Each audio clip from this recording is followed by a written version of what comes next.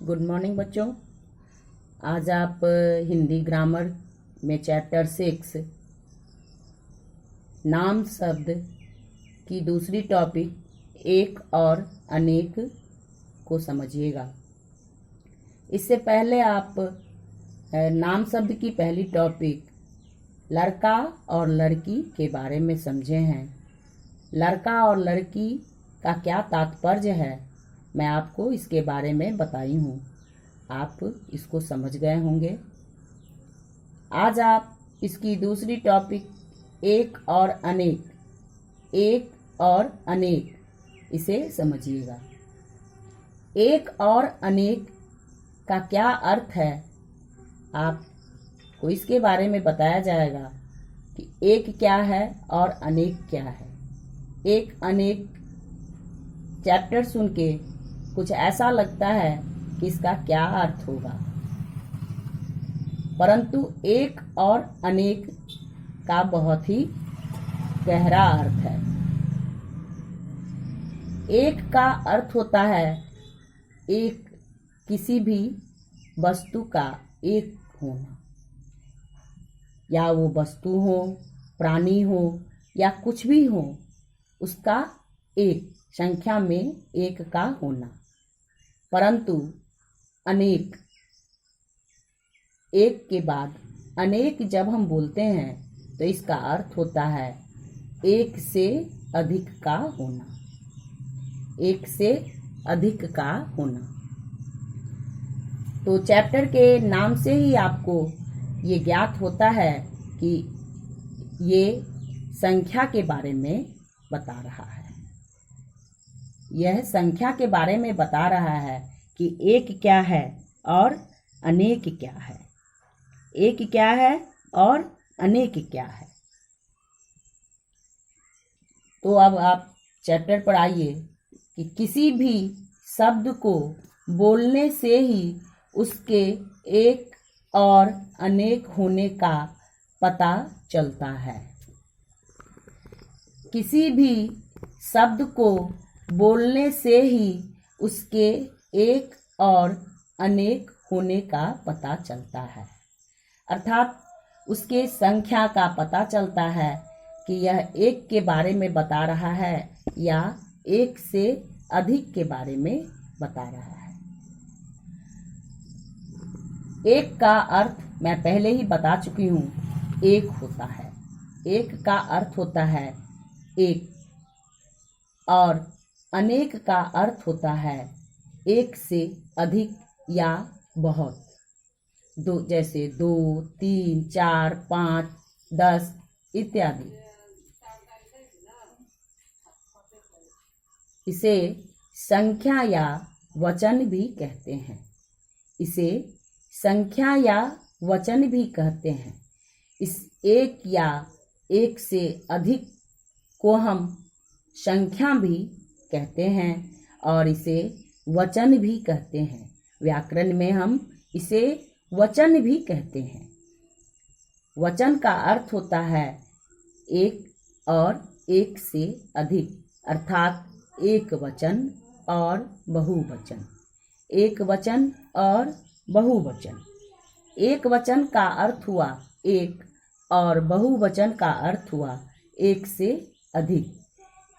एक वचन का अर्थ हुआ एक और बहुवचन का अर्थ हुआ एक से अधिक। तो अभी तक आप ये समझ चुके होंगे कि हम वचन किसे कहेंगे। वचन हम संख्या को कहेंगे, गिनती को कहेंगे और एक से अधिक को कहेंगे। तो बच्चों, आप अपने आगे अपनी कॉपी को जरूर रखिए। बिना कॉपी रखे आप नहीं समझ पाइएगा कि आपको क्या पढ़ाया जा रहा है। आप अपने आगे अपनी कॉपी को जरूर रखिए। बिना कॉपी रखे आप नहीं समझ पाइएगा, क्योंकि वर्ग में भी आपके आगे बुक होती है, आपके आगे कॉपी होती है, तब आप समझते हैं। बुक से अगर पढ़ाया जाता है तो और बुक को देखते हैं। बोर्ड पर अगर लिखाया जाता है तो आप कॉपी रखते हैं, बोर्ड से आप कॉपी में लिखते हैं। वैसे ही आपके सामने बोर्ड है, आपको लिखकर बताया जा रहा है, आपको बताया जा रहा है, समझाया जा रहा है। आप अपनी कॉपी पर अपने शिक्षक की बातों को सुनिए और लिखिए, तभी आप समझ पाइएगा, क्योंकि स्थिति बहुत ही विपरीत है। इसमें इससे ज़्यादा और क्या किया जा सकता है। तो वचन के दो रूप हैं, पहले हैं एक वचन और दूसरा है बहुवचन।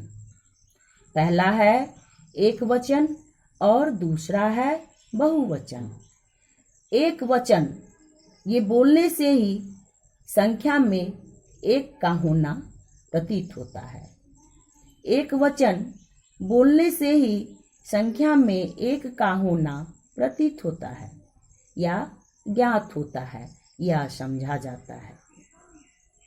एक वचन का अर्थ गिनती में एक होता है। एक वचन का अर्थ गिनती में एक होता है।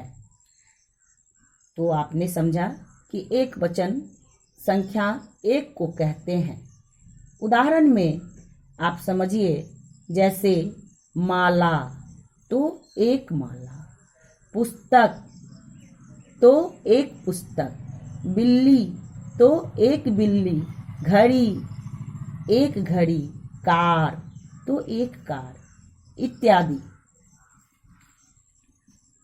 उदाहरण में आप समझ गए कि अगर कोई एक सामान है, आपके पास एक कलम है, आपके पास एक पेंसिल है, आपके पास एक घड़ी है, आपके पास एक कार है, तो आप कार बोलेंगे, घड़ी बोलेंगे, बिल्ली बोलेंगे, माला बोलेंगे।